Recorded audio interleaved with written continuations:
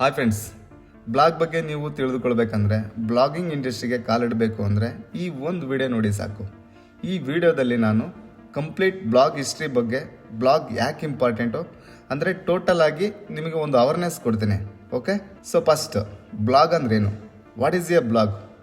Definition ಮೂಲಕ ನೋಡೋದಾದರೆ blog ಅಂದರೆ ಕಂಟೆಂಟು ಅಥವಾ ಇನ್ಫಾರ್ಮೇಷನ್ನ ಪಬ್ಲಿಷ್ ಮಾಡುವ ಒಂದು ಪ್ಲಾಟ್ಫಾರ್ಮು. ಸಾಧಾರಣವಾಗಿ ಈ ಬ್ಲಾಗ್ನಲ್ಲಿ ಕಂಟೆಂಟ್ ಹೇಗೆ ಪಬ್ಲಿಷ್ ಆಗುತ್ತದೆ ಅಂದರೆ ಕ್ರೋನಾಲಜಿಕಲ್ ಆರ್ಡರ್ನಲ್ಲಿ ಪಬ್ಲಿಷ್ ಆಗುತ್ತದೆ. ಕ್ರೋನಾಲಜಿಕಲ್ ಆರ್ಡರ್ ಅಂದರೆ ನಮಗೆಲ್ಲರಿಗೂ ಗೊತ್ತಿದೆ ಅಲ್ವಾ. ಇವಾಗ ಯಾವುದಾದ್ರೂ ಸೋಷಿಯಲ್ ಮೀಡಿಯಾ ನೆಟ್ವರ್ಕ್ ತಗೊಂಡ್ವಿ ಅಂದ್ಕೊಳ್ಳಿ, ಫೇಸ್ಬುಕ್ ಆಗಲಿ ಟ್ವಿಟ್ಟರ್ ಆಗಲಿ. ಸೊ ಅದರಲ್ಲಿ ನಾವು 3 ಡೇಸ್ ಬ್ಯಾಕು ಪೋಸ್ಟ್ ಹಾಕಿದ್ವಿ, ನಿನ್ನೆ ಒಂದು ಪೋಸ್ಟ್ ಹಾಕಿದ್ವಿ, ಇವತ್ತೊಂದು ಪೋಸ್ಟ್ ಹಾಕಿದ್ವಿ. ಮತ್ತು ನೀವು ಲಾಗಿನ್ ಮಾಡಿ ನೋಡಿದಾಗ ಯಾವ ಪೋಸ್ಟ್ ಫಸ್ಟ್ ಕಾಣಿಸುತ್ತೆ?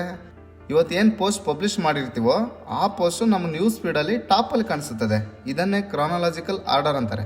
ಅಂದರೆ ಈ ಬ್ಲಾಗ್ಸ್ನಲ್ಲಿ ಕೂಡ ಸೇಮು, ನಾವು ಮುಂಚೆ ಪಬ್ಲಿಷ್ ಮಾಡಿರೋ ಪೋಸ್ಟು ಕೆಳಗೆ ಅಂದರೆ ನೆಕ್ಸ್ಟ್ ಪೇಜ್ಗೆ, ಆಮೇಲೆ ಪೇಜ್ಗೆ ಹೋಗ್ತವೆ. ಲೇಟೆಸ್ಟ್ ಆಗಿ ಬರೆದಿರೋ ಪೋಸ್ಟು ಹೋಮ್ ಪೇಜ್ಗೆ ಅಥವಾ ಮೇನ್ ಪೇಜ್ನಲ್ಲಿ ಡಿಸ್ಪ್ಲೇ ಆಗ್ತವೆ. ಸೊ ಬ್ಲಾಗ್ಸ್ ಎಲ್ಲದರಲ್ಲೂ ಹೀಗೆ ಕ್ರಾನಾಲಜಿಕಲ್ ಆರ್ಡರ್ನಲ್ಲಿ ಪಬ್ಲಿಷ್ ಆಗುತ್ತೆ.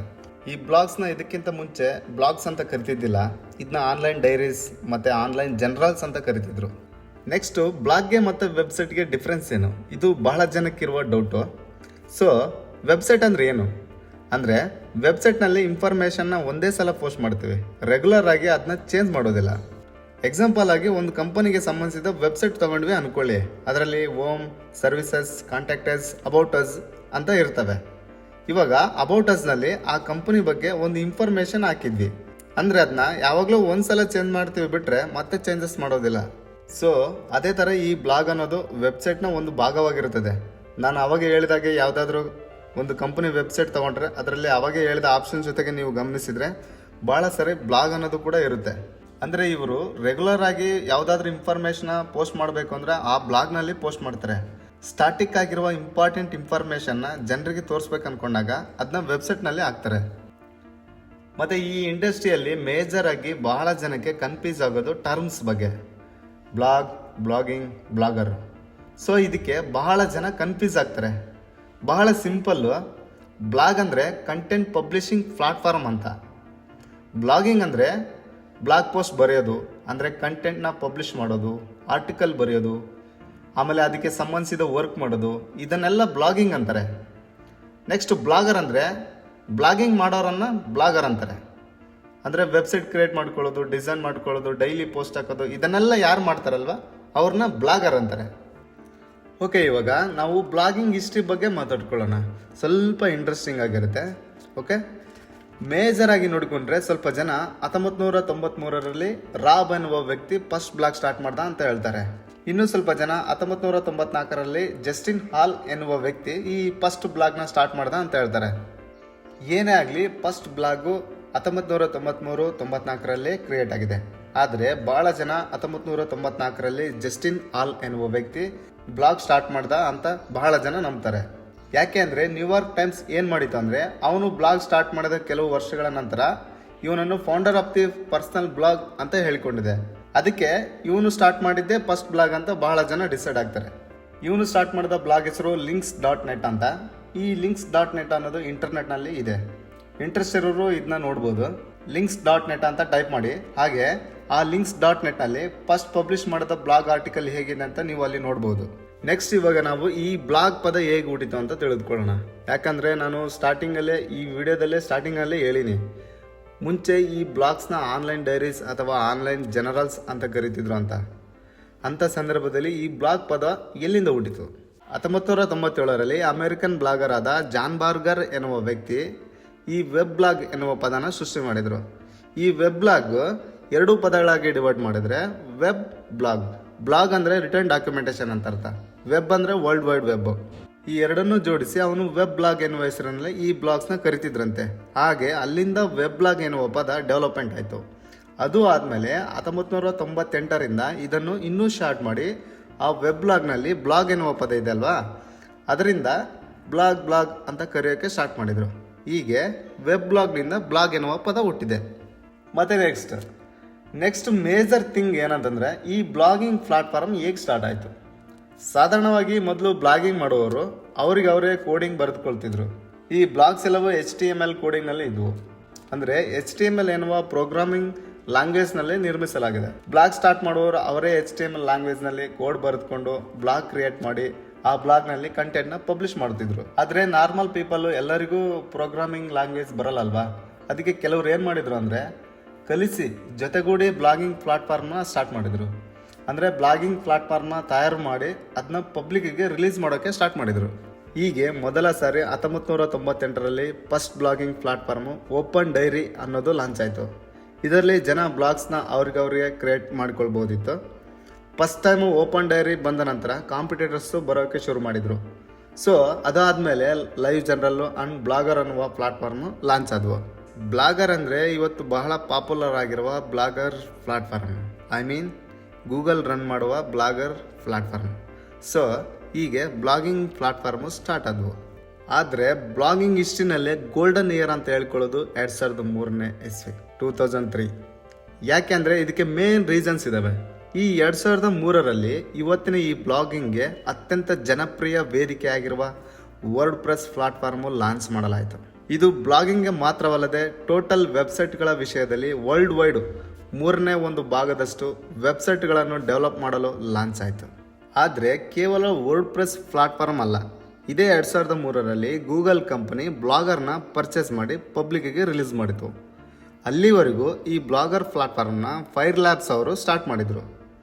ಗೂಗಲ್ ಏನು ಮಾಡಿತು ಅಂದರೆ 2003ರಲ್ಲಿ ಅದನ್ನ ಪರ್ಚೇಸ್ ಮಾಡಿ ಪಬ್ಲಿಕ್ಕಿಗೆ ರಿಲೀಸ್ ಮಾಡಿತು. ಮತ್ತು ಇದೇ 2003ರಲ್ಲಿ ಗೂಗಲ್ಲು ಪಬ್ಲಿಷರ್ಗೋಸ್ಕರ ಗೂಗಲ್ ಆ್ಯಡ್ಸೆನ್ಸ್ನ ಹಾಗೆ ಅಡ್ವರ್ಟೈಸರ್ಗೋಸ್ಕರ ಗೂಗಲ್ ಆ್ಯಡ್ವರ್ಡ್ಸ್ನ ಈ 2 ಪ್ರಾಡಕ್ಟ್ನ ಲಾಂಚ್ ಮಾಡಿತು. ಓಕೆ, ಹೀಗೆ ನಾವು 2005ರಿಂದ 2012 ಟೈಮ್ ಪೀರಿಯಡ್ನಲ್ಲಿ ಬ್ಲಾಗಿಂಗ್ ಹಿಸ್ಟ್ರಿ ಬಗ್ಗೆ ಮಾತಾಡ್ಕೊಳ್ಳೋಣ. ಮುಖ್ಯವಾಗಿ 2005 ಬರುವಷ್ಟರಲ್ಲಿ ವಿಡಿಯೋ ಬ್ಲಾಗಿಂಗ್ ಅನ್ನೋದು ಸ್ಟಾರ್ಟ್ ಆಯಿತು. ವಿಡಿಯೋ ಬ್ಲಾಗಿಂಗ್ ಅಂದರೆ ಏನು ಅಂತ ಅಂದ್ಕೊಳ್ತೀರಾ? ಏನು ಅಂದರೆ ಇವಾಗ ನಾವು ಪ್ರತಿದಿನ ನೋಡುತ್ತಿರುವ ಯೂಟ್ಯೂಬ್. ಸೊ ಯೂಟ್ಯೂಬು 2005ರಲ್ಲೇ ಲಾಂಚ್ ಆಯಿತು. ಆಮೇಲೆ ಇವಾಗ ಪ್ರಪಂಚದಲ್ಲೇ ಪಾಪ್ಯುಲರ್ ಆಗಿರೋ ಹಫಿಂಗ್ ಪೋಸ್ಟ್ ಆ್ಯಂಡ್ ಬಚ್ ಫೀಡ್ ಅಂದರೆ ಈ ನ್ಯೂಸ್ ವೆಬ್ಸೈಟ್ಗಳು ಆ ಟೈಮ್ನಲ್ಲೇ ಸ್ಟಾರ್ಟ್ ಆಗಿದ್ವು. ಅದಕ್ಕಿಂತ ಮುಂಚಿತವಾಗಿ ಈ ನ್ಯೂಸ್ ಪಬ್ಲಿಕೇಶನ್ಸ್ಗೆ ಬ್ಲಾಗ್ಗೆ ಬಹಳ ಡಿಫ್ರೆನ್ಸ್ ಇತ್ತು. ಬಟ್ ಯಾವಾಗ ಈ ವೆಬ್ಸೈಟ್ ಲಾಂಚ್ ಆದ್ವೋ ನ್ಯೂಸ್ ವೆಬ್ಸೈಟ್ ಮತ್ತು ಬ್ಲಾಗ್ಸ್ ನಡುವೆ ಅಂತರ ಅನ್ನೋದು ಕಡಿಮೆ ಆಯಿತು. ಅಂದರೆ ಸಾಮಾನ್ಯ ಜನರು ಸಹ ನ್ಯೂಸ್ ವೆಬ್ಸೈಟ್ನ ಮೇಂಟೈನ್ ಮಾಡ್ಬೇಕಂದ್ರೆ ಈ ಬ್ಲಾಗ್ಸ್ನಿಂದನೇ ಮೇಂಟೈನ್ ಮಾಡಬೇಕು. ಅಲ್ಲಿಂದ ಭಾಳ ಜನ ಪೊಲಿಟಿಕಲ್ ವೆಬ್ಸೈಟ್ ಆಗಲಿ, ಮೂವೀಸ್ ವೆಬ್ಸೈಟ್ ಆಗಲಿ, ಜಾಬ್ ವೆಬ್ಸೈಟ್ ಆಗಲಿ ಈ ಥರ ಬ್ಲಾಗ್ನ ಕ್ರಿಯೇಟ್ ಮಾಡ್ಕೊಂಡು ಆನ್ಲೈನಲ್ಲಿ ದುಡ್ಡು ಮಾಡೋಕ್ಕೆ ಶುರು ಮಾಡಿದರು. ಮತ್ತು 2007ರಲ್ಲಿ 140 ಕ್ಯಾರೆಕ್ಟರ್ಸ್ ಲಿಮಿಟೇಷನ್ಸ್ ಇರುವ ಮೈಕ್ರೋ ಬ್ಲಾಗಿಂಗ್ ಪ್ಲಾಟ್ಫಾರ್ಮು ಲಾಂಚ್ ಆಯಿತು. ಅದರ ಹೆಸರು ಟ್ವಿಟರ್. ಸೊ ಅದ ನಂತರ ಟ್ವಿಟರ್ ಎಷ್ಟು ಪಾಪ್ಯುಲರ್ ಆಯ್ತು ಅಂತ ನಿಮಗೆ ಗೊತ್ತಿದೆ.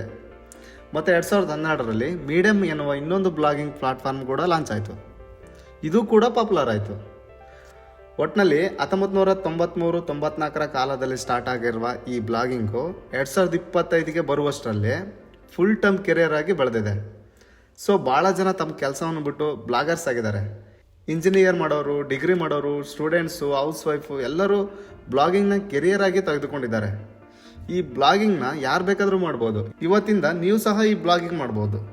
Next, how to earn in blog. ಇವಾಗ ನಾವು ಬ್ಲಾಗಿಂಗ್ನಿಂದ ಮನಿ ಅರ್ನ್ ಮಾಡೋದು ಹೇಗೆ, ಎಷ್ಟು ವಿಧಾನಗಳಿಂದ ಬ್ಲಾಗಿಂಗ್ ಫೀಲ್ಡ್ನಿಂದ ಮನಿ ಸಂಪಾದನೆ ಮಾಡ್ಬೋದಾ ಅಂತ ಈಗ ಮಾತಾಡ್ಕೊಳ್ಳೋಣ. ಸೊ ಅರ್ನಿಂಗ್ ವಿಷಯಕ್ಕೆ ಬಂದರೆ ನಮಗೆಲ್ಲ ಗೊತ್ತಿದೆ. ಗೂಗಲ್ ಆ್ಯಡ್ಸೆನ್ಸ್ನಂತಹ ಅಡ್ವರ್ಟೈಸಿಂಗ್ ಪಬ್ಲಿಷಿಂಗ್ ಪ್ಲಾಟ್ಫಾರ್ಮ್ನಿಂದ ಅರ್ನ್ ಮಾಡ್ಬೋದು. ನಾವು ಒಂದು ವೆಬ್ಸೈಟ್ನ ಕ್ರಿಯೇಟ್ ಮಾಡಿ ಗೂಗಲ್ ಆ್ಯಡ್ಸೆನ್ಸ್ಗೆ ಅಪ್ಲೈ ಮಾಡಿಕೊಂಡು ಆ ಆ್ಯಡ್ಸೆನ್ಸ್ ಕೋಡ್ನ ನಮ್ಮ ವೆಬ್ಸೈಟ್ನಲ್ಲೇ ಹಾಕ್ಕೊಳ್ತೀವಿ. ಸೊ ಆ್ಯಡ್ಸ್ ಡಿಸ್ಪ್ಲೇ ಆಗ್ತವೆ. ಯಾರಾದರೂ ಯೂಸರ್ಸು ನಮ್ಮ ಬ್ಲಾಗ್ ಓದುವ ರೀಡರ್ಸ್ ಆಗಲಿ, ಯೂಸರ್ಸ್ ಆಗಲಿ ಆ ಆ್ಯಡ್ಸ್ ಮೇಲೆ ಕ್ಲಿಕ್ ಮಾಡಿದರೆ ನಮಗೆ ಮನಿ ಬರುತ್ತೆ. ಈ ಥರ ಅರ್ನ್ ಮಾಡೋದು ಮೇಜರ್ ಆಪ್ಷನ್ನು. ಮತ್ತು next major option affiliate marketing. ಅಂದರೆ ಬೇರೆ ಕಂಪನಿ ಬ್ರಾಂಡು ಇಲ್ಲಾಂದರೆ ಪ್ರಾಡಕ್ಟ್ಸ್ನ ನಾವು ರೆಫರ್ ಮಾಡ್ತೀವಿ. ರೀಡರ್ಸು ರೆಫರ್ ಮಾಡಿದ ಪ್ರಾಡಕ್ಟ್ನ ಪರ್ಚೇಸ್ ಮಾಡಿದರೆ ನಮಗೆ ಅಮೌಂಟ್ ಬರುತ್ತೆ. ಸೊ ಇದು ಒಂದು ದೊಡ್ಡ ಇನ್ಕಮ್ ಸೋರ್ಸು. ಮತ್ತು ಅದು ಆದಮೇಲೆ ನೆಕ್ಸ್ಟ್ ಮೇಜರ್ ಇನ್ಕಮ್ ಸೋರ್ಸ್ ಅಂದರೆ ನಮ್ಮ ಸ್ವಂತ ಪ್ರಾಡಕ್ಟ್ಸು. ಇದರಲ್ಲಿ 2 ಥರ ಇರ್ತವೆ. ಒಂದು ಡಿಜಿಟಲ್ ಪ್ರಾಡಕ್ಟ್ಸು, ಇನ್ನೊಂದು ಫಿಸಿಕಲ್ ಪ್ರಾಡಕ್ಟ್ಸು. ಡಿಜಿಟಲ್ ಪ್ರಾಡಕ್ಟ್ಸ್ ಅಂದರೆ ಇ ಬುಕ್ಸ್ ಆಗಿರ್ಬೋದು, ಯಾವುದಾದ್ರೂ ಸಣ್ಣ ಪುಟ್ಟ ಸಾಫ್ಟ್ವೇರ್ ಆಗಿರ್ಬೋದು, ಇವೆಲ್ಲವೂ ಡಿಜಿಟಲ್ ಪ್ರಾಡಕ್ಟ್ಸ್ ಕೆಳಗೆ ಬರ್ತವೆ. Next physical products. Physical products ಅಂದರೆ ನಮಗೆ ಯಾವುದಾದ್ರೂ ವಸ್ತುಗಳು ಇದ್ದರೆ ಆ ವಸ್ತುಗಳನ್ನು ನಮ್ಮ ಬ್ಲಾಗ್ನಲ್ಲಿ ಡೈರೆಕ್ಟಾಗಿ ಇ ಕಾಮರ್ಸ್ ಥರ ನಮ್ಮ ಬ್ಲಾಗ್ನಲ್ಲಿ ಮಾರ್ಬೋದು. ಅಮೆಜಾನ್, ಫ್ಲಿಪ್ಕಾರ್ಟ್, ಮೀಶೋ ಥರ ನಿಮ್ಮದೇ ಯಾವುದಾದ್ರೂ ಪ್ರಾಡಕ್ಟ್ ಇದ್ದರೆ ನಿಮ್ಮ ಬ್ಲಾಗ್ನಲ್ಲಿ ನೀವೇ ಸೇಲ್ ಮಾಡ್ಬೋದು. ನೆಕ್ಸ್ಟ್ ಆಪ್ಷನ್ ಅಂದರೆ sponsorship and direct add selling. ಅಂದರೆ ನಮ್ಮ ವೆಬ್ಸೈಟು ಪಾಪ್ಯುಲರ್ ಆದ ನಂತರ ಬಹಳ ಕಂಪನಿಗಳು ನಮ್ಮನ್ನು ಕಾಂಟ್ಯಾಕ್ಟ್ ಆಗಿ ಅವರ ಆ್ಯಡ್ಸ್ನ ನಮ್ಮ ಬ್ಲಾಗ್ನಲ್ಲಿ ಹಾಕ್ಕೊಳ್ಳಿ ಅಂತಾರೆ. ಇಲ್ಲಾಂದರೆ ಅದ್ರ ಬಗ್ಗೆ ಪ್ರಾಡಕ್ಟ್ಸ್ ಬಗ್ಗೆ ಆರ್ಟಿಕಲ್ ಬರೀರಿ ಅಂತಾರೆ. ಈ ಥರ ಸ್ಪಾನ್ಸರ್ಶಿಪ್ನ ಪ್ರೊವೈಡ್ ಮಾಡ್ತಾರೆ. ಸೊ ಇದರಿಂದ ಸಹ ನಾವು ಅರ್ನ್ ಮಾಡ್ಬೋದು. ಮತ್ತು ಲಾಸ್ಟ್ ಒನ್ ಬಂದ್ಬಿಟ್ಟು ಸರ್ವಿಸ್ನಿಂದ ಅರ್ನ್ ಮಾಡ್ಬೋದು, ಇಲ್ಲಾಂದರೆ ಬ್ರಾಂಡಿಂಗ್ನಿಂದ ಅರ್ನ್ ಮಾಡ್ಬೋದು. ಅಂದರೆ ಬ್ಲಾಗ್ನಿಂದ ಪಾಪ್ಯುಲರ್ ಆಗ್ತೀವಿ. ಸೊ ಅದರಿಂದ ಹೊರಗಡೆ ನಮಗೆ ಭಾಳ ಜನ ವರ್ಕ್ ಕೊಡ್ತಾರೆ. ಉದಾಹರಣೆಗೆ ನಾನು ಒಬ್ಬ ವೆಬ್ ಡೆವಲಪರ್ ಆಗಿದ್ದರಿಂದ ವೆಬ್ಸೈಟ್ ಡಿಸೈನ್ ಬಗ್ಗೆ ಒಂದು IT ಕನ್ನಡ ಬ್ಲಾಗ್ ಸ್ಟಾರ್ಟ್ ಮಾಡಿ ಇದ್ರ ಮೂಲಕ blogging tips and tricks share ಮಾಡ್ತಾನೆ ಇರ್ತೀನಿ. ಸೊ ಇದರಿಂದ ಭಾಳ ಜನ ನನ್ನಿಂದ ವೆಬ್ಸೈಟ್ ಕ್ರಿಯೇಟ್ ಮಾಡಿಸ್ಕೊಳ್ತಾರೆ. ಅವಾಗ ನಾನು ಅವರಿಂದ ಮನಿಸ್ಕೊಂಡು ಸರ್ವಿಸ್ನ ಪ್ರೊವೈಡ್ ಮಾಡ್ತೀನಿ. ಇದೇ ಥರ ನಾವು ಬ್ಲಾಗ್ನಿಂದ ಪಾಪ್ಯುಲರ್ ಆಗಿ ಒಂದು ಬ್ರಾಂಡ್ ಕ್ರಿಯೇಟ್ ಮಾಡಿಕೊಂಡು ಹಣ ಸಂಪಾದಿಸ್ಬೋದು. ಓಕೆ, ಇದೆಲ್ಲ ಚೆನ್ನಾಗಿದೆ. ಬ್ಲಾಗ್ನಲ್ಲಿ ಸಕ್ಸಸ್ ಆಗಬೇಕಂದ್ರೆ ಇಲ್ಲ ಬ್ಲಾಗಿಂಗ್ ಮಾಡಬೇಕು ಅಂದರೆ ನಮಗೆ ಇರಬೇಕಾದ ಸ್ಕಿಲ್ಸ್ ಏನು? ಮೇಜರಾಗಿ ಬ್ಲಾಗಿಂಗ್ನಲ್ಲಿ ಬೇಕಾಗಿರೋ ಫಸ್ಟ್ ಸ್ಕಿಲ್ ಅಂತಂದರೆ ನಾವು ಯಾವ ಬ್ಲಾಗಿಂಗ್ ಪ್ಲ್ಯಾಟ್ಫಾರ್ಮ್ ಯೂಸ್ ಮಾಡ್ತೀವೋ ಆ ಪ್ಲ್ಯಾಟ್ಫಾರ್ಮ್ನಲ್ಲಿ ಥೀಮ್ ಇನ್ಸ್ಟಾಲ್ ಮಾಡೋದು, ಪ್ಲಗಿನ್ ಇನ್ಸ್ಟಾಲ್ ಮಾಡೋದು, ಕಸ್ಟಮೈಸು, ಸೆಟ್ಟಿಂಗ್ಸ್ ಬಗ್ಗೆ ಏನೋ ಸ್ವಲ್ಪ ಆದರೂ ಚೇಂಜಸ್ ಮಾಡೋದ್ರ ಬಗ್ಗೆ ಕಂಪಲ್ಸರಿ ನಮಗೆ ನಾಲೆಡ್ಜ್ ಇರಲೇಬೇಕು. And next major thing content writing. Blogger ಅಂದರೆ ಒಂದು ರೀತಿಯಾಗಿ ರೈಟರ್ ಇದ್ದಾಗೆ. ಆದ್ದರಿಂದ ಕಡ್ಡಾಯವಾಗಿ ನಿಮಗೆ ಕಂಟೆಂಟ್ ರೈಟಿಂಗ್ ಸ್ಕಿಲ್ ಇರಲೇಬೇಕು. ಅದು ಆದಮೇಲೆ SEO, ಸರ್ಚ್ ಇಂಜಿನ್ ಆಪ್ಟಿಮೈಸೇಷನ್ ಬಗ್ಗೆ. ಯಾಕಂದರೆ ಈ ಬ್ಲಾಗ್ಸ್ ಗೂಗಲ್ನಲ್ಲಿ ಲೀಸ್ಟ್ ಆದರೆ ಮಾತ್ರ ನಮಗೆ ಲಕ್ಷಗಟ್ಟಲೆ ಟ್ರಾಫಿಕ್ ಬರುತ್ತೆ. ಅದಕ್ಕೆ SEO ಮೇಲೆ ನಮಗೆ ಸ್ವಲ್ಪ ಬೇಸಿಕ್ ನಾಲೆಡ್ಜ್ ಆದರೂ ಇರಬೇಕು. ಆಮೇಲೆ next social media marketing skills. Market ಮಾಡ್ಕೊಳ್ಳೋಕ್ಕೆ ಇದು ಕಾಮನ್ ಅಲ್ವಾ, ಇನ್ಸ್ಟಾಗ್ರಾಮ್, ಫೇಸ್ಬುಕ್ಕು, ವಾಟ್ಸಪ್ನಂಥವು. ಹೌದು, ಈ ಬ್ಲಾಗಿಂಗ್ ಕೆರಿಯರ್ ಹೇಗಿರುತ್ತೆ ಇದ್ರ ಬಗ್ಗೆ ಮಾತಾಡ್ಕೊಳ್ಳೋಣ. ಓಕೆ, ಯಾಕೆಂದರೆ ಕೆಲವರು ಬ್ಲಾಗಿಂಗ್ ಫೀಲ್ಡಲ್ಲಿ ಬಂದು ಸಕ್ಸಸ್ ಆಗಿರೋರು ಇದ್ದಾರೆ, ಇನ್ನು ಕೆಲವರು ಬ್ಲಾಗಿಂಗ್ ಫೀಲ್ಡಲ್ಲಿ ಬಂದು ಫೇಲ್ ಆಗಿರೋರು ಇದ್ದಾರೆ. ಇದು ಪ್ರತಿ ಇಂಡಸ್ಟ್ರಿನಲ್ಲೂ ಕಾಮನ್ ಆಗಿರುತ್ತೆ. ಹಾಗಾದರೆ ಬ್ಲಾಗಿಂಗ್ ಇಂಡಸ್ಟ್ರಿನಲ್ಲಿ ಕೆರಿಯರ್ ಹೇಗಿರುತ್ತೆ ಅಂತ ನೋಡಿದರೆ ಸಾಧಾರಣವಾಗಿ ಒಬ್ಬ ಬ್ಲಾಗರ್ಗೆ ಅಟ್ಲೀಸ್ಟ್ 2-3 ಮಂತ್ಸ್ ಟೈಮ್ ಆದರೂ ತಗೊಳುತ್ತೆ. ಕೆಲವರಿಗೆ 6 ಮಂತ್ಸ್ವರೆಗೂ ಟೈಮ್ ತಗೊಳುತ್ತೆ. ಸೊ ಆ ಪೇಷನ್ಸ್ ಅನ್ನೋದು ಇರಬೇಕು ನಮಗೆ. ಇನ್ನು ಕೆಲವರಿಗೆ ಸರಿಯಾದ ದಾರಿ ಗೊತ್ತಿಲ್ಲ ಅಂತಂದರೆ ಜಾಸ್ತಿ ಟೈಮ್ ತಗೊಳುತ್ತೆ. ಓಕೆ, ಇವಾಗ ಬ್ಲಾಗಿಂಗ್ ಬಗ್ಗೆ ಇಷ್ಟೆಲ್ಲ ಇನ್ಫಾರ್ಮೇಷನ್ ಕೊಟ್ಟಿರೋ ನಾನು ಬ್ಲಾಗಿಂಗಿಂದ ನಾನು ಎಷ್ಟು ಸಂಪಾದನೆ ಮಾಡಿದೆ ಅಂತ ನಾನು ಈಗ ತೋರಿಸ್ತೇನೆ. ಲಾಸ್ಟ್ ಇಯರ್ 2024ರಲ್ಲಿ ನಾನು ಬ್ಲಾಗಿಂಗಿಂದ ಎಷ್ಟು ಸಂಪಾದನೆ ಮಾಡಿದೆ ಅಂತ ಒಂದೊಂದೇ ಆ್ಯಡ್ಸೆನ್ಸ್ ಅಕೌಂಟ್ ಓಪನ್ ಮಾಡಿ ತೋರಿಸ್ತೀನಿ ನಿಮಗೆ. ಮೊದಲೇ ಆ್ಯಡ್ಸೆನ್ಸ್ ಓಪನ್ ಮಾಡ್ತೀನಿ. ಈಗ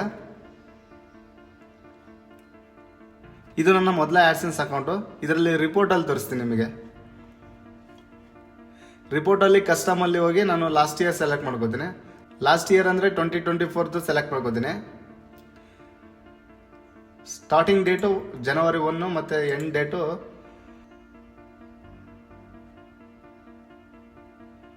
December 31 ಸೆಲೆಕ್ಟ್ ಮಾಡ್ಕೋತೀನಿ.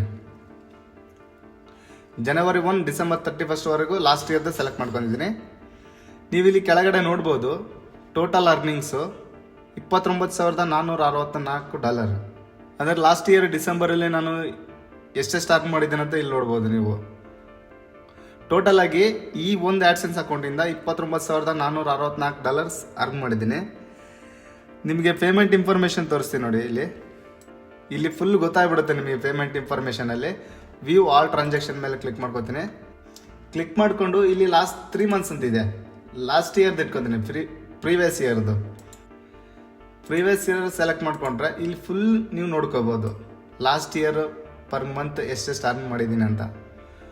ಇಲ್ಲಿ ಕೆಳಗೆ ತೋರಿಸ್ತೀನಿ ನೋಡಿ ನಿಮಗೆ. ಜನವರಿಯಲ್ಲಿ $162, ಫೆಬ್ರವರಿನಲ್ಲಿ 53, ಮಾರ್ಚಲ್ಲಿ $4,461, ಮತ್ತು ಏಪ್ರಿಲಲ್ಲಿ $3,620, ಮೇನಲ್ಲಿ $3,273, ಮತ್ತು ಜೂನ್ನಲ್ಲಿ $5,258, ಮತ್ತು ಜುಲೈಯಲ್ಲಿ $5,558, ಮತ್ತು ಆಗಸ್ಟಲ್ಲಿ $2,469, ಮತ್ತು ಸೆಪ್ಟೆಂಬರಲ್ಲಿ $868, ಮತ್ತು ಅಕ್ಟೋಬರಲ್ಲಿ $1,307, ಮತ್ತು ನವಂಬರಲ್ಲಿ $1,245, ಮತ್ತು ಡಿಸೆಂಬರಲ್ಲಿ $1,314. ಇದು ನನ್ನ ಮೊದಲ ಆ್ಯಡ್ಸೆನ್ಸ್ ಅಕೌಂಟು. ಇನ್ನೊಂದು ಆ್ಯಡ್ಸೆನ್ಸ್ ಅಕೌಂಟ್ ತೋರಿಸ್ತೀನಿ. ಇದು ನನ್ನ ಎರಡನೇ ಆ್ಯಡ್ಸೆನ್ಸ್ ಅಕೌಂಟು. ಆದರೆ ಈ ಅಕೌಂಟು ಕ್ಲೋಸ್ ಆಗಿದೆ. ಒಂದು ಸಣ್ಣ ಪಾಲಿಸಿ ವೈಲೇಷನಿಂದ ಒಂದು ಆ್ಯಡ್ಸೆನ್ಸ್ ಅಕೌಂಟು ಕ್ಲೋಸ್ ಆಗಿದೆ. ಅಪೀಲ್ ಫಾರಮ್ ಕೊಟ್ಟಿದ್ದಾರೆ, ಅಪೀಲ್ ಮಾಡಿದ್ದೀನಿ. ಇದರಲ್ಲಿ ಪೇಮೆಂಟ್ ಇನ್ಫಾರ್ಮೇಷನಲ್ಲಿ ಹೋಗಿ ನಿಮಗೆ ಪೇಮೆಂಟ್ ತೋರಿಸ್ತೀನಿ ಎಷ್ಟೆಷ್ಟಾಗಿದೆ ಪೇಮೆಂಟ್ ಅಂತ. ಇಲ್ಲಿ ವ್ಯೂ ಆಲ್ ಟ್ರಾನ್ಸಾಕ್ಷನ್ ಮೇಲೆ ಕ್ಲಿಕ್ ಮಾಡ್ಕೋತೀನಿ. ಕ್ಲಿಕ್ ಮಾಡಿಕೊಂಡು ಇಲ್ಲಿ ಲಾಸ್ಟ್ 3 ಮಂತ್ಸ್ ಐತೆ, ಮತ್ತು ಪ್ರೀವಿಯಸ್ ಇಯರ್ ಸೆಲೆಕ್ಟ್ ಮಾಡ್ಕೋತೀನಿ.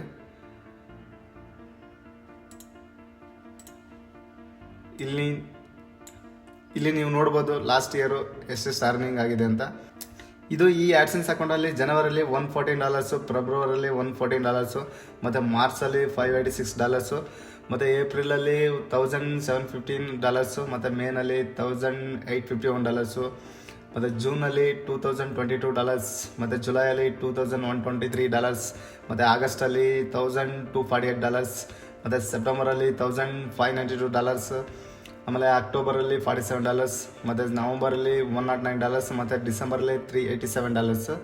ಇದು ನನ್ನ ಆ್ಯಡ್ಸೆನ್ಸ್ ಎರಡನೇ ಆ್ಯಡ್ಸೆನ್ಸ್ ಅಕೌಂಟು. ಮೂರನೇ ಆ್ಯಡ್ಸೆನ್ಸ್ ಅಕೌಂಟ್ ತೋರಿಸ್ತೀನಿ, ಬಟ್ ಅದನ್ನು ನಾನು ಜಾಸ್ತಿ ಯೂಸ್ ಮಾಡಿಲ್ಲ ಮೂರನೇ ಆ್ಯಡ್ಸೆನ್ಸ್ ಅಕೌಂಟು. ಅಂದರೆ ಈ ಆ್ಯಡ್ಸೆನ್ಸ್ ಅಕೌಂಟಲ್ಲಿ ನಾನು ಯಾವುದೇ ವೆಬ್ಸೈಟ್ಗಳು ಹಾಕ್ಕೊಂಡಿದ್ದಿಲ್ಲ, ಒಂದು ತೆಲುಗಲ್ಲಿ ಮಾತ್ರ ತೆಲುಗು ಅಕೌಂಟ್ ಇದೆ ಅಷ್ಟೇ. ಇಲ್ಲಿ ನಿಮಗೆ ಟೋಟಲ್ ಇದು ರಿಪೋರ್ಟ್ ತೋರಿಸ್ಬಿಡ್ತೀನಿ ನಿಮಗೆ. ರಿಪೋರ್ಟಲ್ಲಿ ಕಸ್ಟಮ್ ಸೆಲೆಕ್ಟ್ ಮಾಡಿಕೊಂಡು ನಾನು ಲಾಸ್ಟ್ 3 ಇಯರ್ಸ್ ಸೆಲೆಕ್ಟ್ ಮಾಡಿಕೊಟ್ರೆ ಎಷ್ಟಾಗುತ್ತೆ ಅಂತ ನೋಡೋಣ. ಲಾಸ್ಟ್ 3 ಇಯರ್ಸಲ್ಲಿ ನಾನು $2,127 ಅಂದರೆ $2,127 ಅರ್ನ್ ಆಗಿದೆ ಅಷ್ಟೇ. ಬಟ್ ನಾನು ಈ ಆ್ಯಡ್ಸೆನ್ಸ್ನ ಜಾಸ್ತಿ ಯೂಸ್ ಮಾಡಿಲ್ಲ, ಹಾಗಾಗಿ ಜಾಸ್ತಿ ಅರ್ನಿಂಗ್ಸ್ ಆಗಿಲ್ಲ ಈ ಆ್ಯಡ್ಸೆನ್ಸಿಂದ. ಈಗ ನಾವು ಟೋಟಲ್ ಎಷ್ಟಾಗುತ್ತೆ ಅಂತ ನೋಡೋಣ, 3 ಆ್ಯಡ್ಸೆನ್ಸಿಂದ ನಾವು ಎಷ್ಟು ಅರ್ನ್ ಮಾಡಿದ್ದೀನಿ ಅಂತ. ಸೊ ನಾನು ಕ್ಯಾಲ್ಕುಲೇಟರ್ ಓಪನ್ ಮಾಡ್ತೀನಿ. ಕ್ಯಾಲ್ಕುಲೇಟರ್ ಓಪನ್ ಮಾಡಿ, ಇದು $2,127, $2,127 ಪ್ಲಸ್. ಮತ್ತು ಇದು ಎರಡನೇ ಆ್ಯಡ್ಸೆನ್ಸ್ ಅಕೌಂಟಲ್ಲಿ ಜನವರಿಲಿ 114, ಜನವರಿಲಿ 114 ಮತ್ತು ಪ್ಲಸ್ಸು, ಮತ್ತು ಫೆಬ್ರವರಿಲಿ 114 ಪ್ಲಸ್ಸು, ಮತ್ತು ಮಾರ್ಚಲ್ಲಿ $586 ಮತ್ತು ಪ್ಲಸ್. ಏಪ್ರಿಲ್ನಲ್ಲಿ $1,715 ಮತ್ತು ಪ್ಲಸ್. ಮೇನಲ್ಲಿ $1,851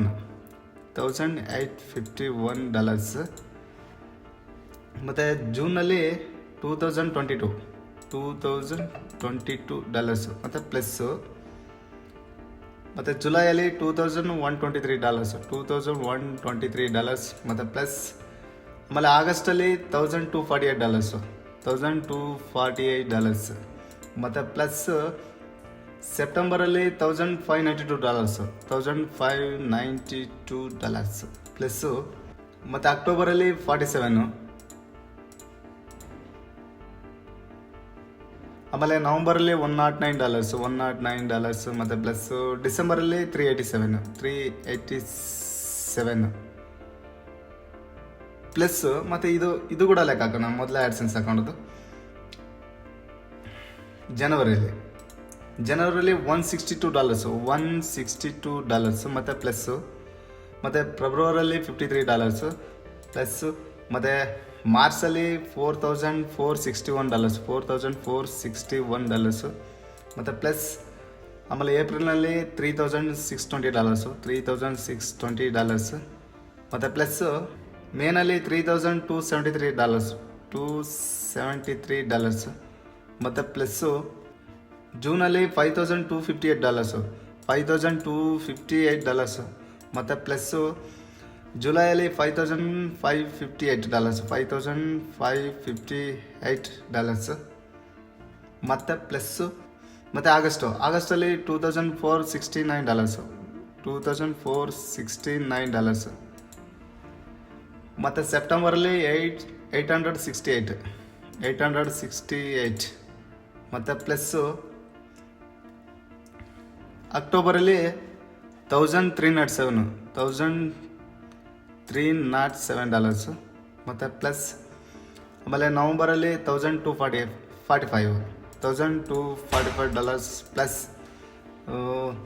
ಡಿಸೆಂಬರಲ್ಲಿ $1,314 ಆಯಿತು, ಟೋಟಲ್ ಆಯಿತು. ಈಗ ಈಕ್ವಲ್ ಟು ಹಾಕಿದರೆ $43,623. ಈ $43,623ನ ರೂಪಾಯಿ ಕನ್ವರ್ಟ್ ಮಾಡಿದ್ರೆ ಎಷ್ಟಾಗುತ್ತೆ ಅಂತ ನೋಡೋಣ. ನಾನು ರೂಪಾಯಿಗೆ ಕನ್ವರ್ಟ್ ಮಾಡಿ ನೋಡಿದರೆ $37,35,088 ಆಗುತ್ತೆ.